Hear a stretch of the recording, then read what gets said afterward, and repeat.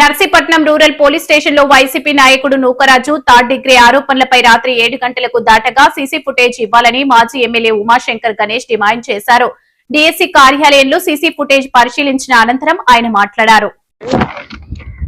నిన్న మనందరూ కూడా నర్సీపట్నం రూరల్ కి సంబంధించి వేలుపొడి శివారికి సంబంధించి అప్పన్నపాలెం మా పార్టీ అక్కడ లీడర్ సుర్ల నూకరాజు మీద దాడి విషయంలో నిన్న ఆల్రెడీ మేము ప్రెస్ మీట్ ఇవ్వడం జరిగింది. హాస్పిటల్ కూడా మరి అక్కడ చేయించి అక్కడ వైద్యం చేయించి ఆయన తీసుకెళ్ళడం జరిగింది.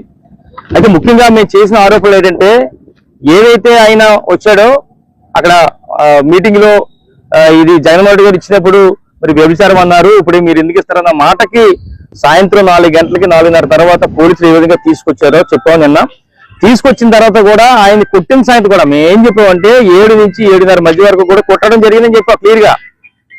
రాత్రి 10 గంటల వరకు ఆయన స్టేషన్ లో ఉన్నారు. ఇప్పుడు చూస్తే నిన్న డిఎస్పీ గారు ఒక రిలీజ్ చేశారు, రాత్రి ఒక వీడియో రిలీజ్ చేశారు.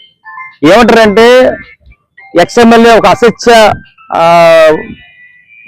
కార్యక్రమం చేస్తాడంటే అసత్య పదజాలమో లేదంటే అసత్య కార్యక్రమం చేస్తాడో అసత్య ఏదో మొత్తానికి చేస్తున్నారు. ఇది కరెక్ట్ కాదు. ఇది నిజాలన్నీ కూడా మేము రమ్మనండి, ఎక్స్ఎమ్మెల్యే రమ్మనండి, ప్రెస్ వారి సమక్షంలో మేము సీసీ ఫుటేజ్ అంతా కూడా చూపిస్తామని చెప్పడం జరిగింది. నిజంగా చాలా సంతోషం. దాని మీదే వారి ఆహ్వానం మేరకు ఈ రోజు పత్రికా పెద్దల సమక్షంలో నేను కూడా అటెండ్ అవ్వడం జరిగింది. అయితే అక్కడ చూపించింది ఏంటంటే మన డిఎస్పీ గారు చూపించింది ఏంటంటే ఏదైతే ఈయన తీసుకొచ్చారో 5:59 నర్సీపట్నం రూరల్ స్టేషన్ తీసుకొచ్చారన్న సంగతి ఎస్ఐ గారితో మాట్లాడి చూపించారు. 6:02 బయటికి రిసెప్షన్ దగ్గరికి వెళ్ళినట్టు చూపించారు. 6:13 బయటికి వెళ్ళారు. 6:14 మరి సెల్లో వేశారు. సెల్లో వేసి సుమారుగా 6:51 వరకు కూడా అంటే సుమారుగా ఒక 40 నిమిషాలు 30 నిమిషాల వరకు 40 నిమిషాల వరకు కూడా సెల్లో ఉంచారు. సెల్లో ఆయన ఈ మొలతాడు తీసుకొని ఊరేసుకుంటున్న సమయంలో అంటే ఈ బాధ బాధించలాగా ఆయన అప్పటికే తిట్లు అన్ని కూడా బయటికి రాలేదు. వాల్యూమ్ అది కూడా అడిగిన డిఎస్పీ గారిని, సార్ వాయిస్ వాల్యూమ్ ఉంటుంది సార్, కట్టండి సార్ అది మరి ఏమన్నారు, ఎస్ఐ గారు ఏం మాట్లాడారు, లోపల సెల్లో మీరు ఏం మాట్లాడారు అనేది తెలియాలంటే వాల్యూమ్ పనిచేయట్లేదు అన్నారు. దానికి సెల్లో ఉన్న 40 నిమిషాల్లో కూడా ఆయన ఇబ్బందులు పడుతూ ఆయన తిట్లకి ఇబ్బంది పడుతూ ఆయన మొలతాడు తీసుకొని ఊరేసుకున్న సంగతి కూడా క్లిప్పింగ్ చూపించారు.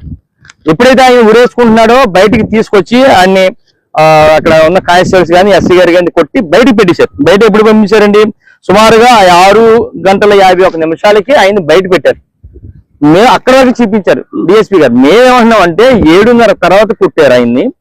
ఏదైతే మేము ఆరోపణ కూడా కాదు, ఏదైతే అక్కడ మన ఎవరైతే ఉన్నారో మన నాయకుడు నూకరాజు చెప్పిందంతా కూడా ప్రతి రికార్డ్ చేసాం. మేము హాస్పిటల్లో ఏం జరిగిందో మేము తెలుసుకున్నాం క్లియర్ గా.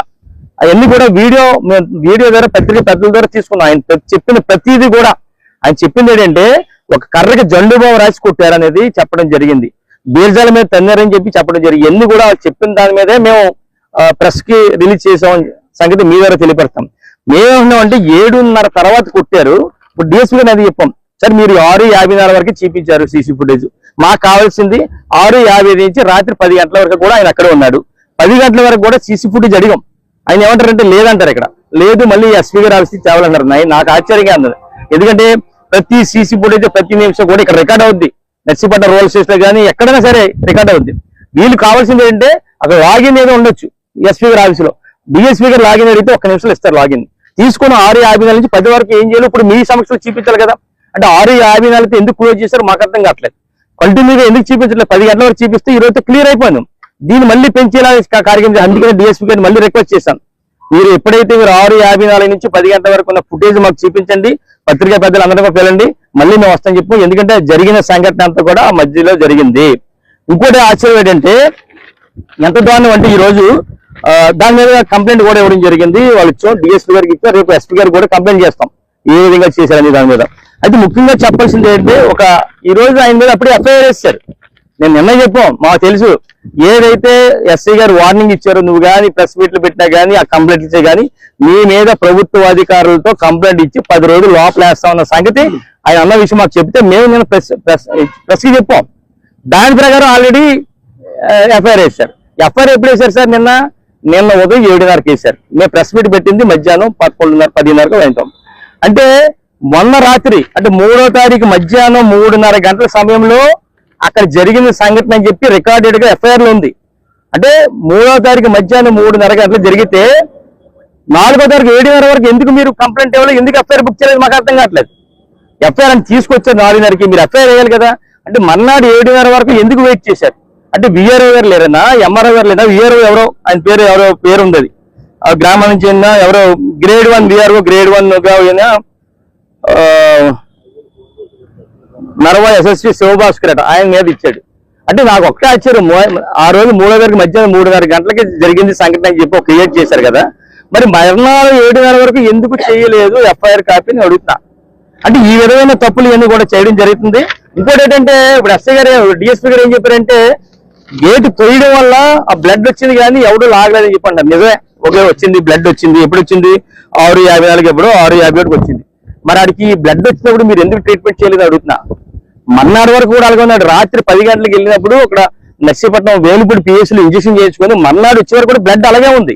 మరి మీరు మీ ద్వారా sell me constable cell తోస్తేనే clear గా ఫుటేజ్ చూశారు. సెల్ తోస్తేనే తగిలిందని చెప్పి క్లియర్ గా చెప్తున్నారు కదా, మీరు తోస్తేనే దెబ్బ తగిలింది. అది దెబ్బ తగిలినప్పుడు మీరు ఎందుకు ట్రీట్మెంట్ చేయలేదు ఆయనకి? బ్లడ్ అంతా కూడా అంటే నిన్న ఉదయం మేము 10 గంటలకు హాస్పిటల్కి వెళ్ళే వరకు కూడా బ్లడ్ వస్తా ఉంది. అంటే అంత విధంగా ఉన్నప్పుడు మీరు ఎందుకు అలాగే నెగ్లెక్ట్ చేశారో మాకు అర్థం కావట్లేదు.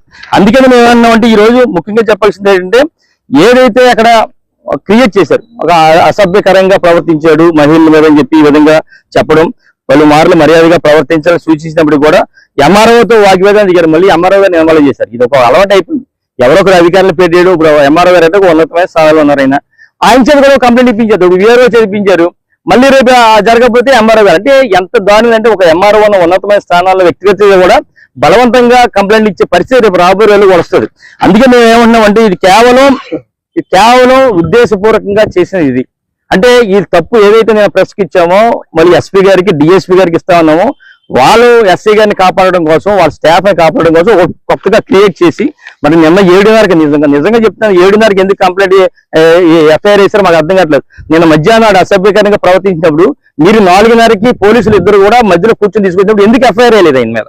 రాత్రి 10 గంటల వరకు మీ దగ్గర ఉంచుకున్నారు కదా, ఎఫ్ఐఆర్ ఎందుకు వేయలేదు? కేవలం ఉద్దేశపూర్వకంగా చేశారు. ఇవన్నీ